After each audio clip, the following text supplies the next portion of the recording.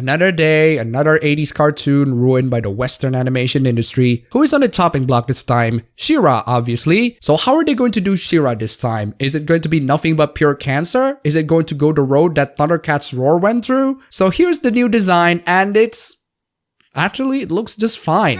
Yes, I'm sorry. I'm gonna stand up among all of you right now and say what I honestly think.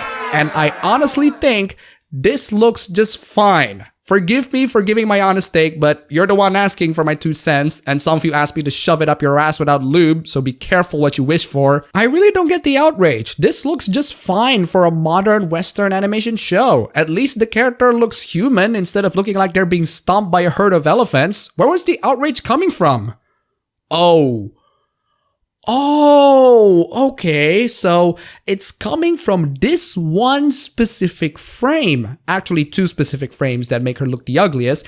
I see, but even then, is it really the worst thing ever? It could be worse, guys. She could look like melted Legos. So perhaps this is one of the few cases where it's being blown a little bit out of proportion. Let me show you this character from a different perspective. This promotional image shows She-Ra, and she looks like a girl. This is the art from one of the official character designers, and that actually looks freaking gorgeous. This looks dank. If you want me to hate on this, sorry, but I don't hate this. This picture sucks, sure, but the rest doesn't suck. Sure, it could be better, but it could also be worse. Now, from my observation, I think this backlash is mostly caused by people looking at the design from this picture alone. If you're looking at it merely on this picture alone, I agree, she does look like a boy instead of a girl. For a character named She-Ra, that is a big issue. Of course, in this frame alone, she doesn't look like a girl, but you can look at her in another perspective and,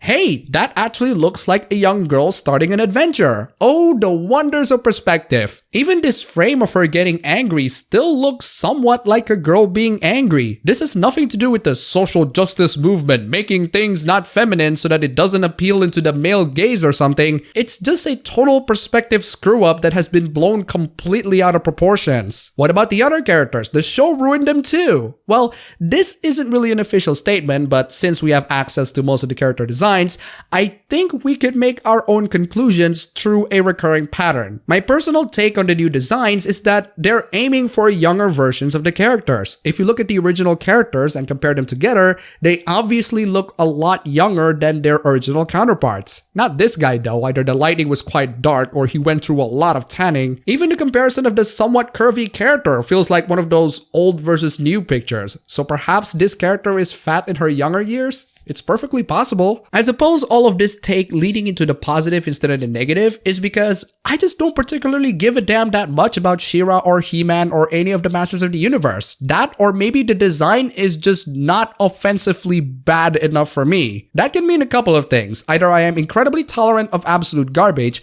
which is true, or that people are just easily offended on the internet, which is also true. But seriously though, compare these designs to any famous current year Western cartoons.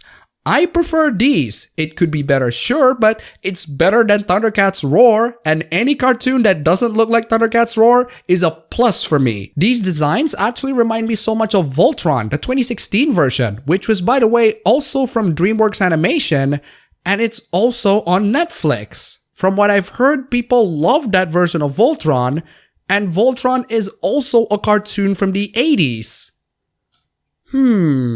So now let's get into the backlash. Keep in mind that I am observing this issue as someone who is, I guess, leaning positive would be a correct descriptor, but I don't really care if this show succeeds or fails. I'm just here observing what I observe, and you guys ask for my take on it. So I give you my take. If you don't like it, be careful what you wish for. So expect me to criticize both sides of the argument, especially when it's really dumb. Some guys are criticizing the redesign of this kid's cartoon heroine for not being sexy enough.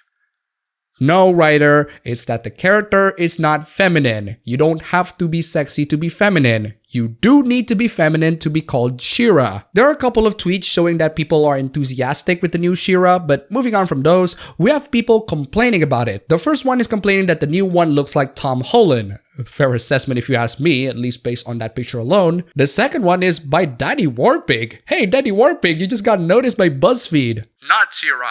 Actual She-Ra. Also acceptable. You screwed up, Netflix. Back to the drawing board. He went on to say that Netflix is afraid of She-Ra looking like a beautiful woman because of course they are. Look at how sexy and problematic these cosplays are. While I don't disagree that the original offers a more feminine version, a lot of these are mostly basing it through her really ugly frames instead of the pictures that actually make her look like a girl. You can criticize this particular frame all you want, it's definitely lacking in detail and it doesn't really define her more feminine physique to the point where anyone can look at it and say, that looks like a boy dressing up as She-Ra. But is Netflix really afraid of She-Ra looking like a woman? Or maybe they just want to have a younger version of She-Ra? I don't know. It's just assuming motive at this point. The next one is, hey guys, it's your boy Zach. He pops in to just straight up attack the offer's looks.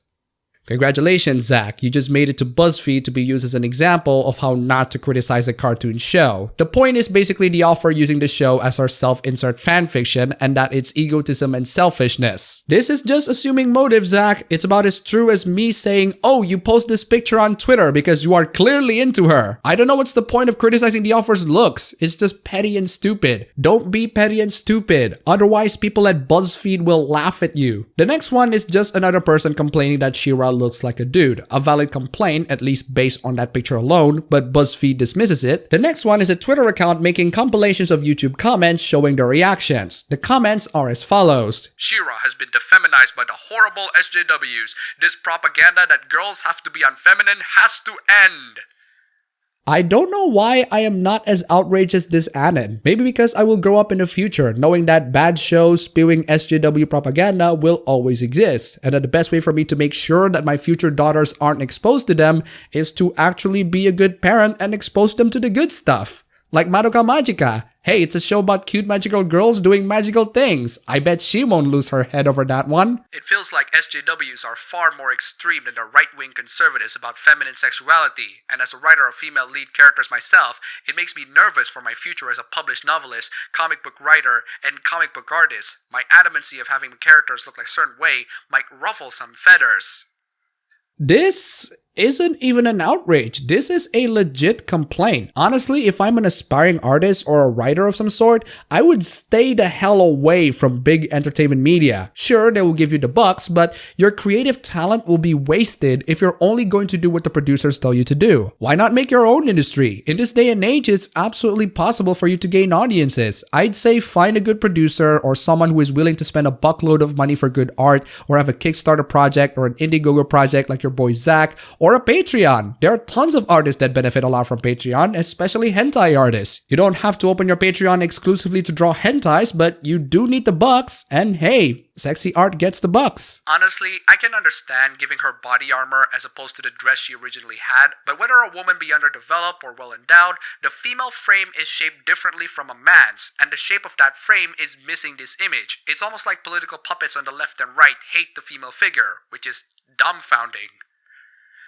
Again, it's perhaps due to this being a younger version of herself and young girls haven't formed their definitive feminine bodies yet, or it could perhaps be the overly simplistic design. There are tons and tons of flaws with this particular frame, and there are tons and tons of flaws of the actual designs, but I don't see why these designs should be associated with politics. Not everything is political, guys. Also, am I the only one who feels that younger girls can be really damn tall? I notice a lot more tall girls back in my elementary and middle school years than I do in high school.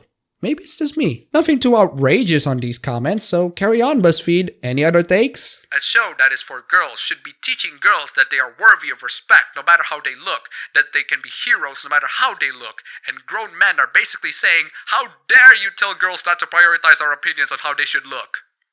Okay, slow down. Girls can be heroes no matter how they look, and that is a good excuse to make the characters to not look somewhat feminine. And no, that's not what the grown men are saying. At the nicest, fairest way that I can tell you, they're just saying that the design could be better and could look more feminine. But since you're not being fair to them, why should anyone be? It's easy for me to roll my eyes and say, She-Ra's not for you, but claiming girls as heroes should be sexually attractive to adult men is saying that girls should be taught to prioritize being attractive to adult men. And that's way... No. Stop.